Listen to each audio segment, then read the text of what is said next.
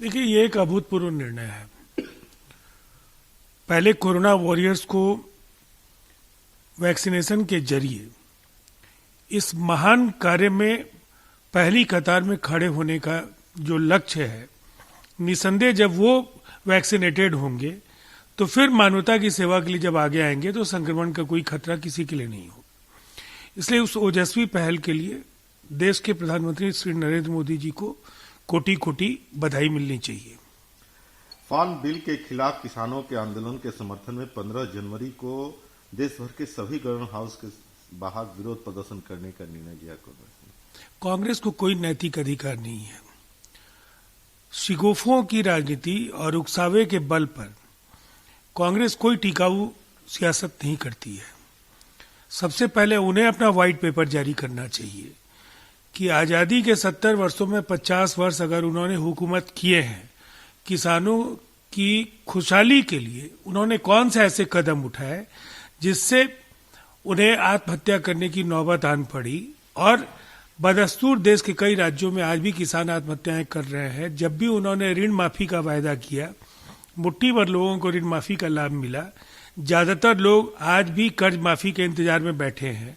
इसीलिए जो track record है कांग्रेस का, आंदोलन के नेताओं को जरूर वो पहचानना चाहिए और उनको आंदोलन से दूर होने की नसीहत देनी चाहिए।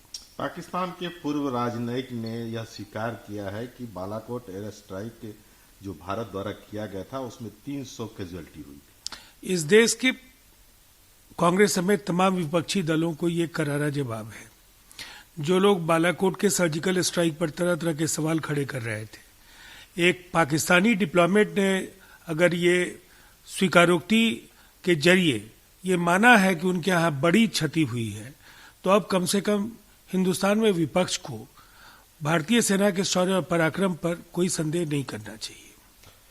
काफिले के हमले के बाद पहली बार बंगाल यात्रा पर जेपी नड्डा पहुंचे। उन्होंने वर्धमान में एक रैली के दौरान ममता बनर्जी पर फिर हमला बोला, ताजा हमला बोला और कहा कि ममता जी इतना डरती क्यों, क्या हुआ, भाजपा सत्ता में आएगी।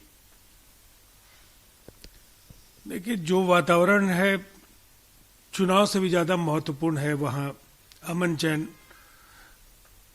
और ये रविन्द्रनाथ टैगोर की धरती है। निसंदेह देश को आजादी दिलाने में बंगाल के राष्ट्र नायकों का अगली कतार में जो निस्वार्थ जो उन्होंने अपने जिस तरह से प्राणों को न्यौछावर किया, एक लंबी श्रृंखला है।